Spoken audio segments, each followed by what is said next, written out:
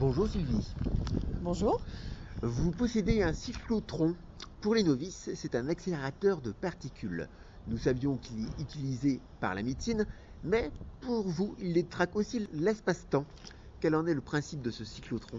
En fait, le principe, je ne le maîtrise pas, je me contente de le constater dans ma vie de tous les jours, puisqu'il m'arrive toujours des choses qui sont des accumulations de coïncidences plus improbables les unes que les autres, et qui, mises bout à bout, ont fait dire à mes amis que, effectivement, je devais avoir quelque part un système qui détraque l'espace-temps. Toujours des choses assez extraordinaires. Alors, c'est jamais des catastrophes bien graves, mais c'est toujours des choses étranges et parfois amusantes.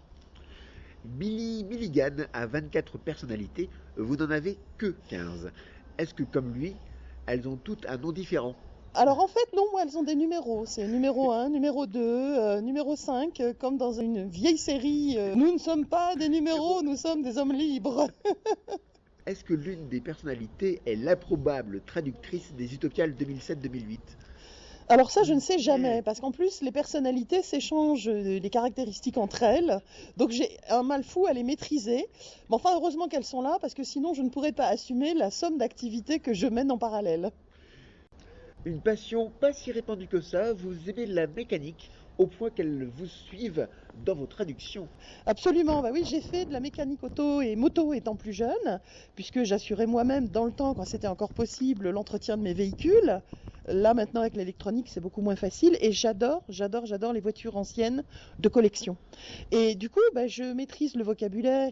Quand on parle de pièces mécaniques ou autres, je vois très bien de quoi il s'agit, à tel point qu'effectivement, mes petits camarades traducteurs sur la liste de traduction Babelis que j'ai créée à une époque et que je gère avec Lionel Davoust, les petits camarades, quand ils ont des petits soucis de traduction sur des mots en disant « Oh, c'est un terme mécanique, je vois pas bien de quoi ça parle », évidemment, je me fends de ma petite explication pour dire « Mais si, c'est le truc qui relie l'autre chose, etc. » Et les gens disent « Bon, d'accord, dis-moi comment ça se traduit, cherche pas à m'expliquer. » Dans ce cas-là, un roman steampunk?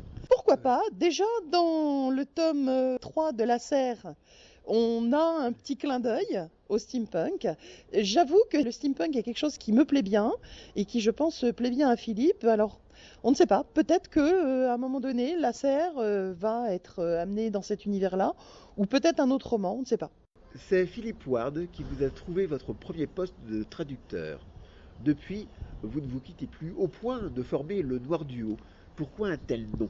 Alors, Noir Duo, en fait, ça nous est venu lorsque on a voulu rassembler nos nouvelles dans un recueil. Et en fait, au départ, Philippe et moi, on a commencé par être écrivains de fantastique, donc de genre noir. Et on tenait à ce que cette coloration-là apparaisse sur le titre du recueil. Et finalement, on s'est dit, tiens, on va l'intituler Noir Duo, parce que, justement, en référence au fantastique, dans la mesure où la majeure partie des nouvelles qui sont dedans sont issues de ce courant, puisqu'on s'est mis à la fantaisie un peu plus tard. Et puis, ce nom-là nous est resté, en fait. Après, les gens nous ont appelé le Noir Duo par rapport au titre de ce recueil de nouvelles. Pourquoi dans la série La Serre détective des dieux, vous n'employez pas ce pseudonyme? Tout simplement parce que on reste Sylvie Miller et Philippe Ward, et le Noir Duo, c'est un petit peu le petit nom affectueux que nous donnent les gens ou les amis, mais ça nous paraissait pas forcément intéressant de le prendre comme nom de plume. On préfère finalement le garder un peu plus à titre privé. Si vous êtes souvent donc en duo avec Philippe Ward, dit le Noir Duo, vous l'êtes aussi avec Lionel Davoust. Ce duo d'anthologie a-t-il un nom?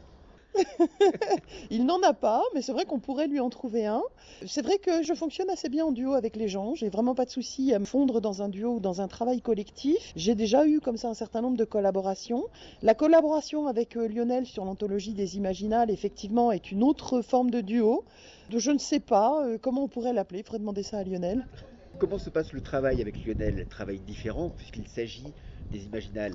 D'ailleurs, quel en sera le thème cette année? Alors le thème de cette année, c'est Bardes et sirènes.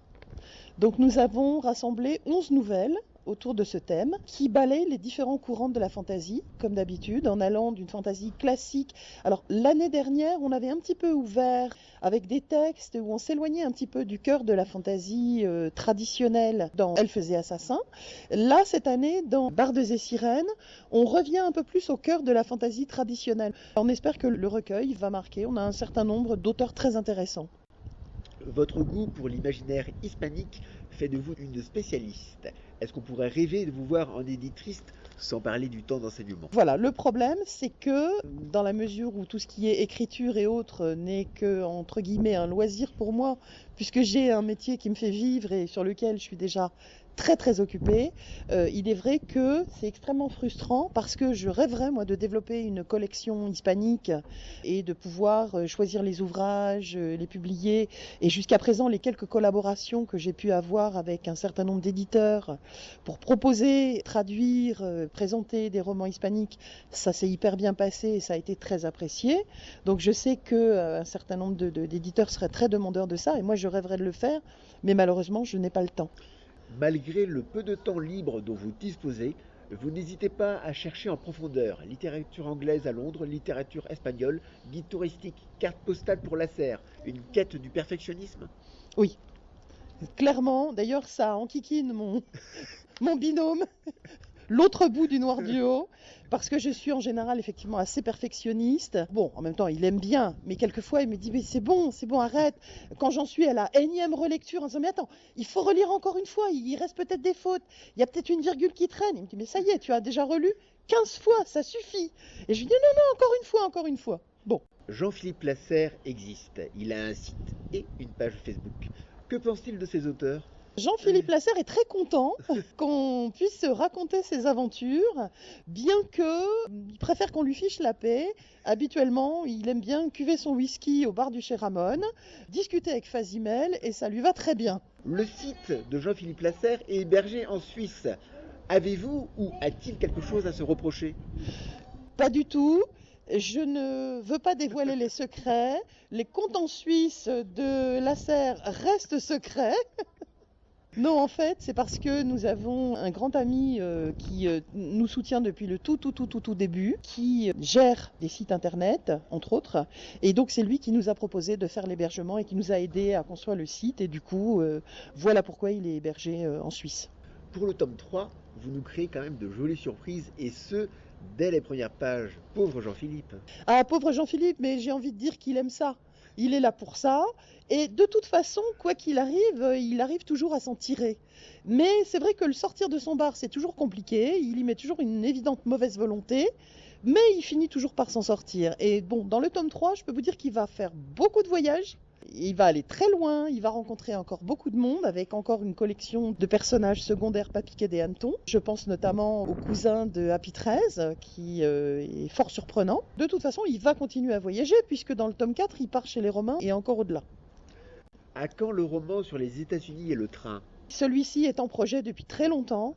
Il est pour l'instant en stand-by parce que voilà, il n'y a que 24 heures dans les journées. J'ai essayé de faire changer ça, vu que maintenant, par le biais de Lasserre, j'ai des contacts avec certaines divinités qui pourraient éventuellement m'aider, etc. Mais même Zeus m'a dit, là-dessus, je ne peux pas grand-chose.